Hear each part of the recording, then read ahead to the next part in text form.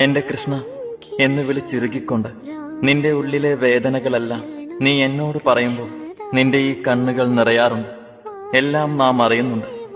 മറ്റാരോടും പറയാതെ, ആരെയും അറിയിക്കാതെ നീ ഉള്ളിൽ കൊണ്ടു നടക്കുന്ന നിന്റെ സങ്കടങ്ങളെല്ലാം നീ പറഞ്ഞും പറയാതെയും അറിയുന്ന എന്റെ മുന്നിലായതിനാലാവാം നീ പോലും അറിയാതെ നിന്റെ കണ്ണുകൾ എനിക്ക് മുന്നിൽ നിറയുന്നത്. നിന്നെ മനസ്സിലാക്കാൻ കഴിയാത്തവർക്ക് മുന്നിൽ പിന്നെയും പിന്നെയും അത് മനസ്സിലാക്കി കൊടുക്കാൻ നീ നിൽക്കരുത്. അവരിൽ നിനക്കെന്തെങ്കിലും സ്ഥാനം കൽപ്പിച്ചിട്ടുണ്ടെങ്കിൽ അവർക്കെന്നേ നിന്നെ മനസ്സിലാക്കാൻ പറ്റിയേനെ. നീ സങ്കടപ്പെടേണ്ട.